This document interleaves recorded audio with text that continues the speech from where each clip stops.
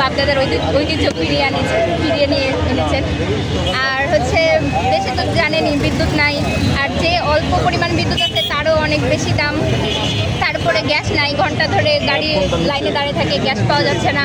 আমরা যারা গৃহস্থলীতে তারা রান্নার জন্য গ্যাস পাচ্ছে না।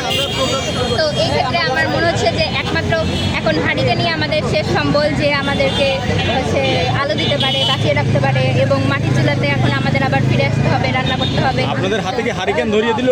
হ্যাঁ, তারেক সরকারের মানে তারেক রহমান সরকার এই যে আমাদের হাতে হারিকেন ধরিয়ে দিয়েছে। আপনারা কি খুশি হয়েছেন কিনা?